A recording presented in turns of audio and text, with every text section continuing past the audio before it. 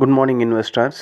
நம்ம இந்த ஆடியோவில் ஐடி தொடர்பான சில ஷேர் பங்குகளெல்லாம் பற்றி பார்க்கலாம். ஏன்னா இப்போது அது இருக்கிற பொசிஷன் பார்த்தா ரொம்ப சீப்பான ரேஞ்சில் தான் இருக்குது.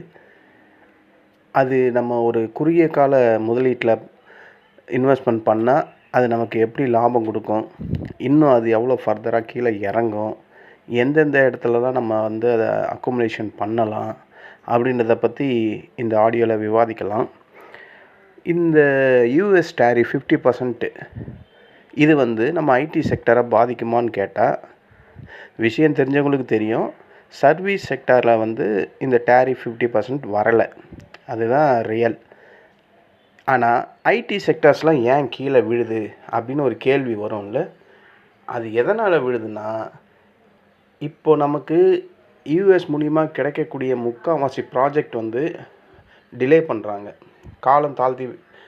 காலம் தாழ்த்துறாங்க ஒவ்வொரு ஐடி செக்டர்ஸ்லேயும்.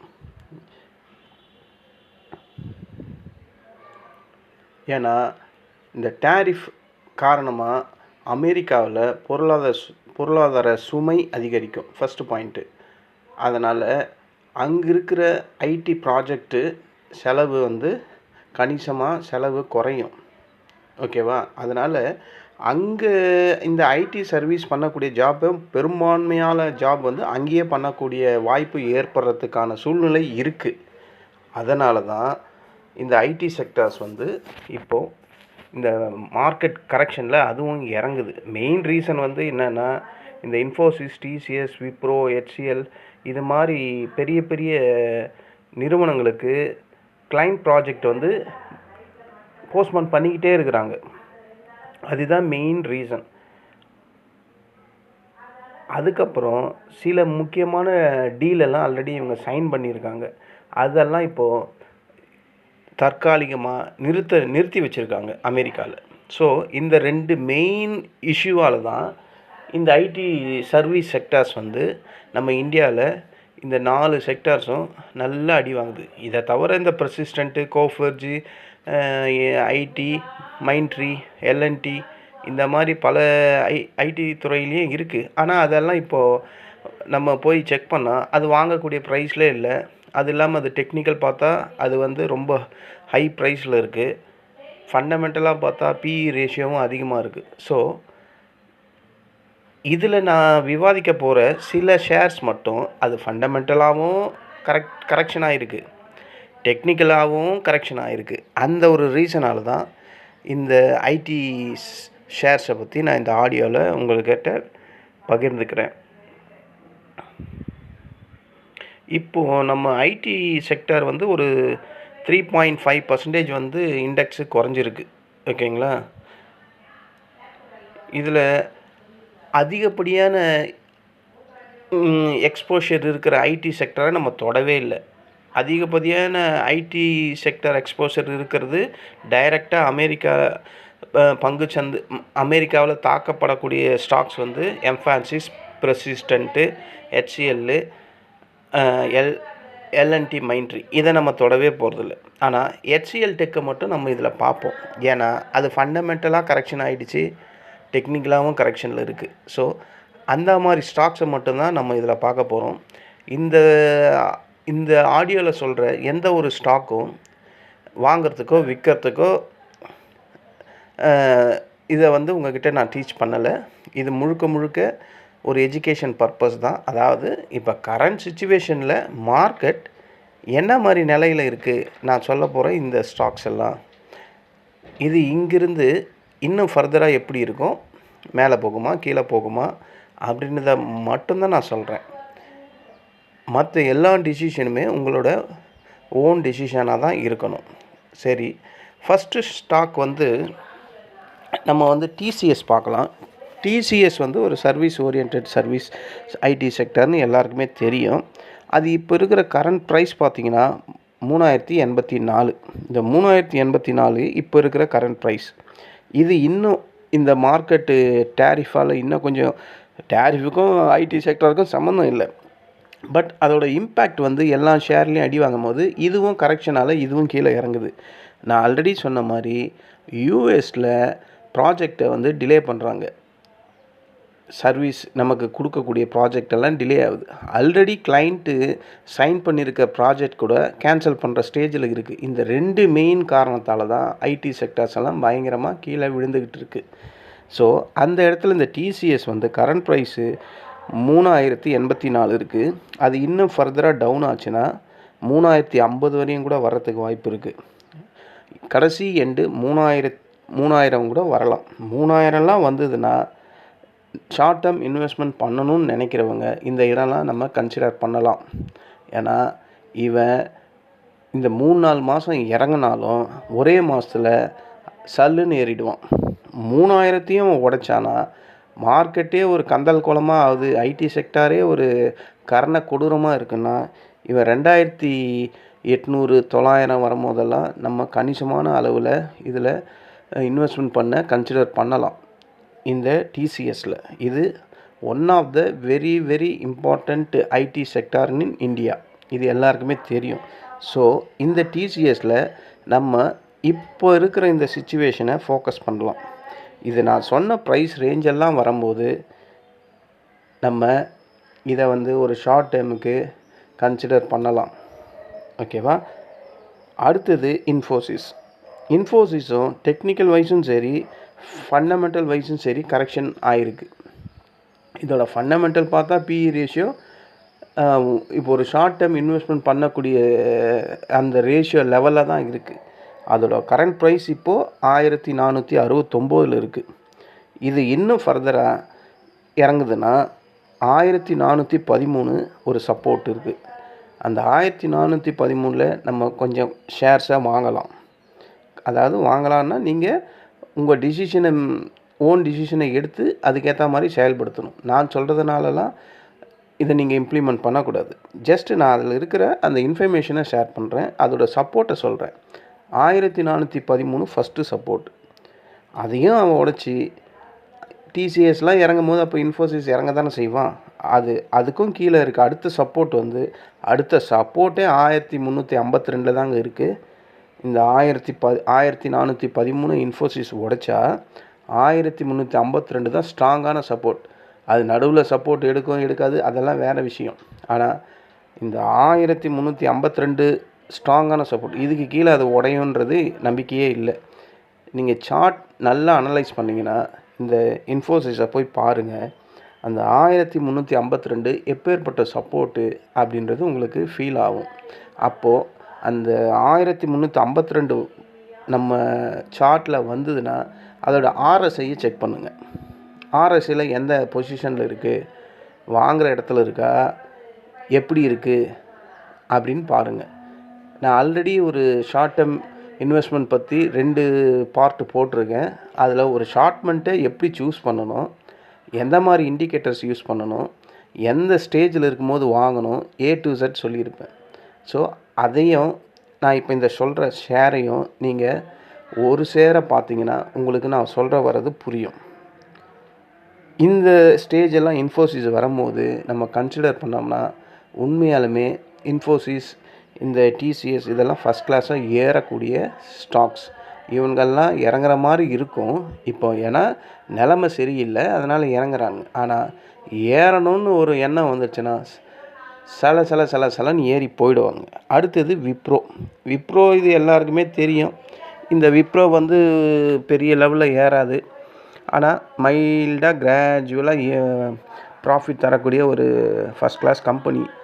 இந்த கம்பெனியெல்லாம் இன்ஃபோசிஸ், டிசிஎஸ் இது எல்லாமே நல்லா இருந்தது. இந்த விப்ரோவும் நல்லா தான் இருந்தது. நடுவில் இவனுக்கு சில ப்ராஜெக்ட் இஷ்யூஸ்லாம் வந்ததுனால அவன் அதுலேருந்து அடிபட்டுட்டு அவன் பாட்டுக்கிட்டு கீழே தான் இருக்கிறான். இப்போ இருக்கிற கரண்ட் ப்ரைஸ் வந்து 249. இந்த 249 இருந்து இவன் என்ன டவுன் ஆனால் 207 ஃபஸ்ட்டு சப்போர்ட். இந்த 200 இதெல்லாம் 207 200 இவன் கண்டிப்பாக டவுன். அதுக்கு மேலே வருவான்னா கஷ்டம்தான். ஆனால் ஒரு வேளை எல்லா ஐடி செக்டரும் இறங்கும் போது இவன் மட்டும் என்ன மேலேயா போகிறான், இவனும் இறங்குவான். அப்படியே 200க்கு மேலே இறங்குச்சுன்னா 177 வெரி வெரி ஸ்ட்ராங்கஸ்ட்டு சப்போர்ட் இந்த விப்ரோக்கு. நம்ம இந்த இடம்லாம் வரும்போது ஒரு நல்ல அக்குமுலேஷனை இங்கே செய்யலாம். இதெல்லாம் இந்த சொன்ன இந்த டிசிஎஸ், இந்த இன்ஃபோசிஸ், விப்ரோ இதெல்லாம் அருமையாக ஷார்ட் டேர்மில் விப்ரோவை கூட மெதுவாக தாங்க ஏறும். மற்றபடி இந்த டிசிஎஸும் இன்ஃபோசிஸும் நீங்களே பல தடவை பார்த்துருப்பீங்க. மார்க்கெட் கீழே கரெக்ஷன் வரும்போது இவங்கெல்லாம் அதிகமாக இறங்குவாங்க. ஆனால் மார்க்கெட்டு ஏறும்போது மார்க்கெட்டை விட அதிகமாக ஏறிடுவாங்க. ஒரு இண்டெக்ஸ் ஏறதை விட இவங்கெல்லாம் அதிகமாக ஏறிடுவாங்க. அது உங்களுக்கே தெரியும், நான் சொல்ல வேண்டிய அவசியமே இல்லை. ஸோ இந்த செக்டர்ஸ், இந்த ஐடி செக்டர்ஸை நம்ம ஃபோக்கஸ் பண்ணலாம் ஒரு ஷார்ட் டேர்ம் இன்வெஸ்ட்மெண்ட்டில். அடுத்தது சன் ஃபார்மா இப்போ இருக்கிற கரண்ட் ப்ரைஸ் வந்து 1594. இதோட ஃபண்டமெண்டலும் நான் செக் பண்ணேன், இதோட டெக்னிக்கலும் செக் பண்ணேன். ஃபார்மாவில் வந்து இந்த யூஎஸ் டேரிஃப் 50% டேரிஃப் இம்பேக்ட் ஆகலை. ஏன்னா ட்ரம்ப்பு ஃபார்மாவுக்கு நான் தனியாக ஒரு செக் வைப்பேன் அப்படின்னு சொல்லியிருக்காரு. ஸோ இந்த 50% வந்து இதில் இம்பேக்ட் இன்னும் ஆகலை. ஸோ அது சப்போஸ் இறங்கினா கூட 1545 ஒரு ஃபஸ்ட் கிளாஸ் சப்போர்ட் சன் ஃபார்மாவுக்கு. அதுக்கும் கீழே அவன் இறங்குறான்னா 1500, 1545, 1500, 1500 சைக்காலஜி பிரகாரம் பார்த்தா ஒரு ஸ்ட்ராங்கு. அதையும் அவன் உடைச்சிட்டானா 1479. இது டெக்னிக்கலாக ஸ்ட்ராங்கான ஒரு சப்போர்ட். இதுக்கு மேலெலாம் சன் ஃபார்மா இறங்குமானா டவுட்டு தான். அடுத்தது டாக்டர் ரெட்டி. நான் டாக்டர் ரெட்டியை பற்றி ஆல்ரெடி பல ஆடியோவில் சொல்லியிருக்கேன். அது வந்து ஒரு ஷார்ட் டேர்முக்கும் சூப்பரான ஸ்டாக் தான், லாங் டேர்முக்கும் சூப்பரான ஸ்டாக்ஸ் தான். ஆனால் டாக்டர் ரெட்டியை ஷார்ட் டேர்ம் உடைய லாங் டேர்மில் விட்டோம்னா சரியான ப்ராஃபிட் கிடைக்கும். ஏன்னா டாக்டர் ரெட்டி அதிகப்படியாக யூஎஸ்ஏல மார்க்கெட்டிங் இருக்கிற ஒரு ஃபார்மா கம்பெனி. அவனுக்கு முக்கால்வாசி வருமானமே அங்கேருந்து தான் வருது. ஆனால் அவங்ககிட்ட எக்கச்சக்கமான நெகட்டிவ் நியூஸஸ்லாம் இருக்குது. பட் இருந்தாலும் இதெல்லாம் பெரிய கம்பெனி. என்ன தான் அந்த நியூஸுக்கு அந்த நேரத்துக்கு இறங்கினாலும் போக போக அவன் மேலே ஏறத்துக்கான வாய்ப்புகள் தான் அதிகம். நமக்கு என்னங்க வேணும், ஒரு 3 வருஷம் 4 வருஷம் இன்வெஸ்ட்மெண்ட் பண்ணோம்னா அதில் நமக்கு லாஸ் ஆகாமல் ப்ராஃபிட் வரணும். அதுதானே ஒவ்வொரு இன்வெஸ்டர்ஸோட ஏமே. ஆனால் இதை நான் ஏன் இப்போ இன்றைக்கி ஷார்ட் டேர்மில் சொல்கிறேன்னா, அது இப்போ இருக்கிற இடம் அந்த மாதிரி ஒரு இடம். அதோட ஃபண்டமெண்டலும் ஷார்ட் டேர்முக்கு ஏற்ற லெவலில் தான் இருக்குது. டெக்னிக்கலும் இப்போ இருக்கிற கரண்ட் ப்ரைஸு 1260 ரூபா, அதுவும் கம்மியாக தான் இருக்குது. ஸோ இது ஒரு கரெக்ஷன் இன்னும் ஃபர்தராக வந்தால் 1230 ஃபஸ்ட்டு சப்போர்ட்டு, 1205 செகண்ட் சப்போர்ட்டு. இந்த லெவல்குள்ளெல்லாம் வரும்போது நம்ம இதை ஒரு ஷார்ட் டேர்முக்கு கன்சிடர் பண்ணணும். அதாவது இந்த கரெக்ஷன் சப்போர்ட்டுன்னு நான் சொல்கிற இடம்லாம் நீங்கள் கண்டிப்பாக அங்கே ஷேர்ஸை அக்குமுலேஷன் பண்ணணும். இப்போ இருக்கிற கரண்ட் ப்ரைஸ் 1260லேயே மொத்தமாலாம் வாங்கிடக்கூடாது. அந்த பொறுமையும் அந்த டைவர்சிஃபிகேஷன், அதாவது கொஞ்சம் கொஞ்சமாக வாங்குகிற அந்த இன்டென்ஷனும் மனசில் ஆழமாக இருக்கணும். இப்போ 1260 இருக்கா, இங்கே ஒரு 5 ஷேர் வாங்குவோம். 1230 வருதா, அங்கே ஒரு 15 ஷேர் வாங்குவோம். 1200 வருதா, அங்கே ஒரு 30 ஷேர். அந்த ஆவரேஜ் வந்து கால்குலேஷன் உங்களுக்கு போட்டுக்கிட்டே இருக்கணும். இப்போ 1200 வருதுன்னா நீங்கள் ஆவரேஜ் வாங்கக்கூடிய ஷேர் வந்து அட்லீஸ்ட் நியரஸ்ட்டு ஒரு 1210, 1212 அந்த ரேஞ்சுக்காவது வரணும். ஒரு வேளை அவன் அங்கேருந்து ரீபவுண்ட் ஆனால் நமக்கு ப்ராஃபிட் வந்து நியரஸ்ட்டு மணிலேருந்தே ஸ்டார்ட் ஆகிடும். அந்த ஒரே ஒரு கான்செப்டை நீங்கள் புரிஞ்சிக்கணும். அந்த ஆவரேஜ் கால்குலேஷனை நீங்கள் தெரிஞ்சிக்கணும். ஆவரேஜ் பண்ணுறதுன்னா 1-2 வாங்கலாம். ஆனால் எவ்வளோ நாள் 1-2 வாங்கி நீங்கள் ப்ராஃபிட்டுக்கு வருவீங்க? அப்படி ப்ராஃபிட் வந்தாலும் எவ்வளோ ப்ராஃபிட் கிடைச்சிரும்னு நினைக்கிறீங்க? அதெல்லாம் பல காலம் வெயிட் பண்ணணும். 1-2 வாங்கி வச்சா அட்லீஸ்ட் ஒரு 10 வருஷமாவது வெயிட் பண்ணணும். 7 வருஷமாவது வெயிட் பண்ணணும். அவ்வளோ பொறுமையும் அந்த 7 வருஷத்துக்கான வருமானமும் நமக்கு வரும்னு திங்க் பண்ணால் அது நடக்குமா நடக்காதான்லாம் தெரியாது. ஏன்னா இன்று இருக்கிறது தான் உண்மை. நாளைக்கு இருப்போமா இல்லையான்றது நமக்கு தெரியாது. ஸோ நமக்கு இருக்கக்கூடிய கரண்ட் சிச்சுவேஷன் இது தான். அதை தான் நம்மளால் திங்க் பண்ண முடியும். ஸோ ஒரு கணிசமான அளவு தான் வாங்கணும். அதாவது அது இப்போ மார்க்கெட் டவுன் ட்ரெண்டு நமக்கு தெரியுது. அப்போ இங்கே போய் மொத்தமாக இன்வெஸ்ட்மெண்ட் பண்ணக்கூடாது அப்படின்ற அந்த எண்ணம் வரணும். கொஞ்சமாக வாங்கணும். நான் சொன்ன இந்த சப்போர்ட் லெவல்லாம் வரும்போது நீங்கள் ஏற்கனவே வாங்கின ஷேரோட எண்ணிக்கைக்கு டபுளாக வாங்கிக்கணும். அப்போ தான் அது ஷார்ட் டேர்மில் மேலே வரும்போது உங்களுக்கு ப்ராஃபிட் கொடுக்கும். அடுத்த ஃபார்மா வந்து நேட்கோ வந்து நல்ல அடி வாங்கிட்டுருக்கு. அவன் இப்போ இருக்கிற கரண்ட் ப்ரைஸ் 862. அதுக்கான அடுத்த சப்போர்ட்டு 824 தான் இருக்குது. 824 வந்தால் நம்ம அக்குமுலேஷன் ஸ்டார்ட் பண்ணலாம். நான் சொன்ன அந்த ஆவரேஜ் கால்குலேஷனை மைண்டில் வச்சுக்கணும். ஷார்ட் டைமில் அப்பப்போ கரெக்ஷன் வரும்போது அந்த ஆவரேஜ் கால்குலேஷனுக்கு ஏற்ற மாதிரி நியரஸ்ட்டு ப்ரைஸ்க்கு வர மாதிரி நம்ம கொண்டு வரணும். அது நம்மக்கிட்ட தான் இருக்குது. நம்ம தான் பண்ணி ஆகணும். ஏன்னா நம்ம தான் ஷேரை வாங்குகிறோம். நமக்கு ப்ராஃபிட் வேணும்னா இதை தான் பண்ணி ஆகணும். அடுத்தது அதான் நேட்கோ வந்து ஃபஸ்ட்டு சப்போர்ட்டு 824. அந்த 824 உடைச்சானா 776 தான் அதுக்கு அடுத்த சப்போர்ட்டு. ஸோ ஒரு 50 பாயிண்ட்டு கிட்ட இருக்குது. ஸோ இது ரொம்ப இந்த ஃபார்மா எல்லாம் என்னென்னா வேகமாக இறங்கும். அதுதான் இதில் இருக்கிற ஒரு பிரச்சனை. இது பல பேருக்கு சைக்காலஜி பிரகாரம் ஒத்துக்காது. அந்த ப்ராஃபிட்டு வரும்போது சந்தோஷமாக இருக்கும். ஆனால் லாஸ் வரும்போது வேகமாக லாஸ் வரும்போது அவங்களால தாங்க முடியாது. அவங்க என்ன பண்ணுவாங்கன்னா செல் பண்ணி விட்டுருவாங்க. அந்த மாதிரி தப்பு பண்ணவே கூடாது. ஏன்னா இது இன்றைக்கி இறங்கலாம். ஆனால் கண்டிப்பாக இதெல்லாம் பெரிய பெரிய கம்பெனி, நேட்கோ, டாக்டர் ரெட்டி, சன் ஃபார்மா இதெல்லாம். ஸோ இதெல்லாம் நம்ம ஷார்ட் டேர்முக்கு கொஞ்சம் கொஞ்சமாக வாங்கணும். நான் சொன்ன அந்த ஆவரேஜ் கால்குலேஷன் பிரகாரம் வாங்கணும். பண்ணிங்கன்னா இது ப்ராஃபிட் தர்றதுக்கான வாய்ப்புகள் அதிகம் இந்த ஷார்ட் டேர்ம் இன்வெஸ்ட்மெண்ட் டியூரேஷன் டைமில். ஏன்னா மார்க்கெட் என்ன இப்படியே இறங்கிட்டே இருக்குமா என்ன? யூஎஸ் டேரிஃப் 50% இம்பேக்ட் வந்து டெய்லியுமே மார்க்கெட்டில் இருக்கும். எனக்கு தெரிஞ்சு மார்க்கெட்டில் லாஸ்ட்டு ஃப்ரைடே விட முடிஞ்சு போச்சு. லாஸ்ட்டு ஃப்ரைடேயில் அந்த 3 மணிக்கு மேலே வந்த கரெக்ஷன் வந்து ப்ராஃபிட் புக்கிங் தான் எனக்கு தெரிஞ்சு. ஏன்னா 2 நாள் லீவு. நீங்கள் எப்போ வேணால் பாருங்கள், அந்த லாஸ்ட்டு 2 டேஸுக்கு கடைசி முன்னாடி நாள் நடக்கிற ட்ரேடிங் வந்து ப்ராஃபிட் புக்கிங் நடக்கும். இயல்பாகவே அதுதான் நடக்கும். அதுதான் லாஸ்ட்டு ஃப்ரைடேவும் நடந்தது. இல்லைனா நம்ம நிஃப்டி 50 கண்டிப்பாக ஒரு ப்ளஸில் போயிருக்கும். நம்ம நிஃப்டி 50 இறங்கிறதுக்கு மெயின் காரணம் அந்த ரிலையன்ஸு. அவன் தான் கடைசி நேரத்தில் இறங்க ஆரம்பித்தான். கூட சேர்ந்து எல்லாத்தையும் இறக்கிட்டான். சரி, அது முடிஞ்சு போச்சு. இதுதான் ஃப்ரெண்ட்ஸ் நான் உங்ககிட்ட கன்வே பண்ணணும்னு நினச்சிது. HCL கூட இருக்குது. HCL நான் ஆல்ரெடி உங்கள்கிட்ட சொல்லியிருக்கேன். போன ஆடியோவிலே HCL ஷார்ட் டைமுக்கு எப்படி என்னன்னெலாம் பேசியிருக்கேன். நீங்கள் நான் சொன்ன இந்த ஷேர்ஸ் எல்லாம் நீங்கள் ஒரு வாட்டி போய் பாருங்கள்.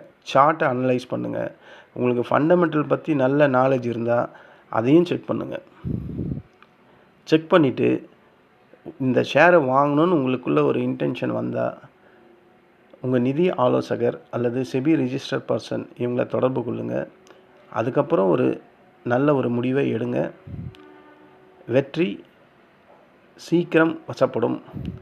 இந்த ஸ்டாக்ஸ் எல்லாம் ஷார்ட் டேர்ம் இன்வெஸ்ட்மெண்ட்டில். நன்றி, வணக்கம்.